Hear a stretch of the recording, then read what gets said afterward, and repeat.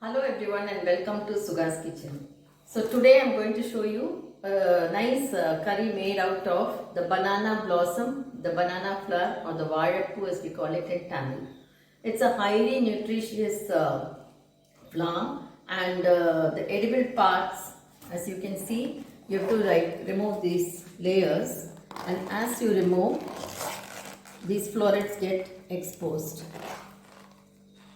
The thing is, you have to check and see if it's bitter, because some of them have a very bitter taste and cannot be used. It's a beautiful flower and very nutritious, rich in calcium, phosphorus, magnesium, potassium, and the banana is very, all the parts of the banana plant can be used. So as you can see, the outermost layer, it's like this. And as you go inside, these become little more like whitish, and you can peel off layer by layer.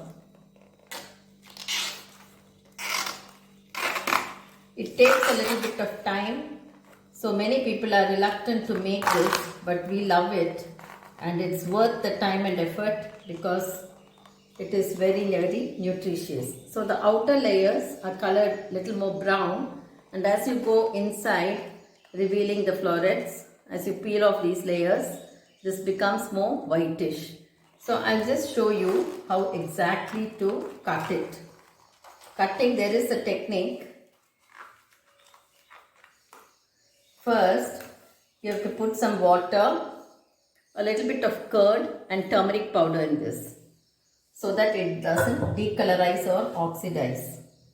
Then remove the florets, and this part, the stamen, should be discarded. Also this sheath. It's a kind of, very tough layer. It won't digest. So what is left is only this part. Now I'll again show you. So this one, the stamen and the head should be discarded, as also this sheath. So this has only this. So as you layer them, you group them together. One easy method is just to do like this and remove the stamen and the sheath. Once that is removed, you can group them together and cut it into small pieces. Some people add dhal to this, but for myself, my method of making is just coconut to add some flavor. Otherwise, the taste of the flour itself is enough, and it's highly nutritious. Adding it to your diet at least once a week or once in 15 days will give you enough nutrition. So in vegetarian food, these are the things that you have to include so that you get all the nutrition that you require. So once you take out like that, you just group it together and cut it into pieces.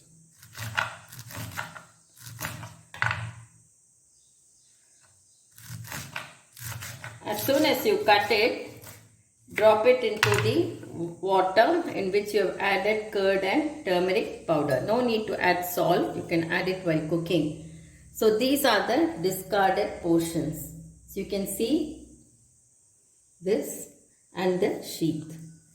So the next step will be to drain off this water and cook it. So I have finished cutting, and I have soaked it in the curd, water and turmeric powder. Now don't add this water for cooking. You will have to discard that water and take out the banana flour from this. Now for seasoning, I have added about 1 spoon of sesame oil, and I am adding mustard. When the mustard crackles, I am just going to add some urad dhal, some channa dhal, kadalaparippu as we call it, a few green chillies and a red chilli. That is all for seasoning.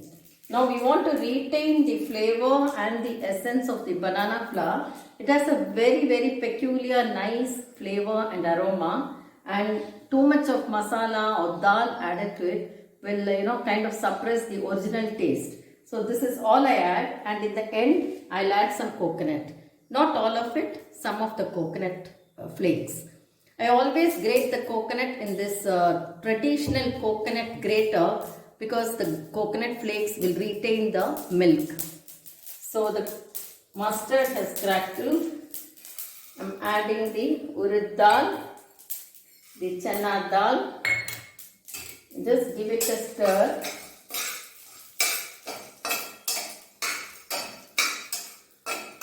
And when this becomes a little brown,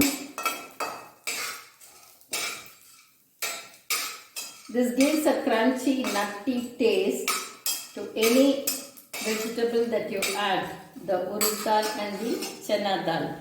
So now let's just add these chillies and then squeeze out the water that it's been soaking in. I tested to see if it's bitter. It's not. You have to just taste a little bit and see if it's bitter. You have to discard the banana flour.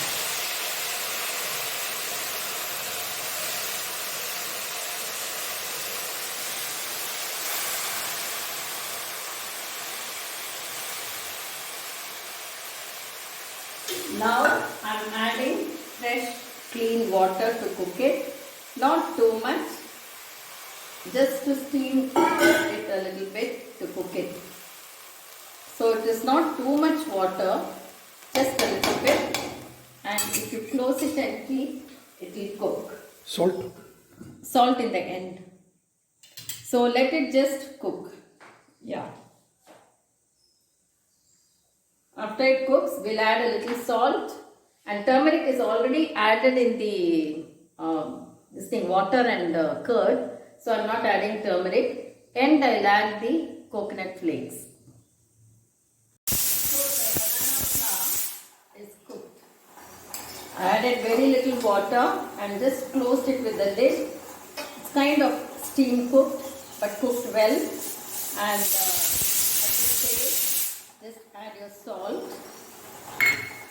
and give it a good stir so that the salt mixes well.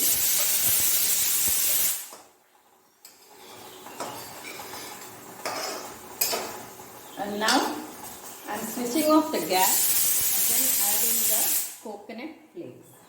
Always add the flakes after you switch off the gas so that the freshness of the coconut will be retained. If you add it while boiling, the taste of coconut will be less. So it is done now.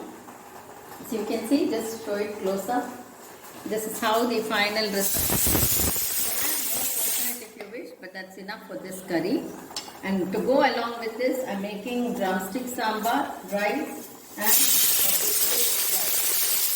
Now this discarded portion, it looks so beautiful actually, is to be thrown off. I put it as manure for the plants, and this one I've retained because it was too much for the curry. So we can make vadai with this. Same way taking it off, I'll show you in the next episode.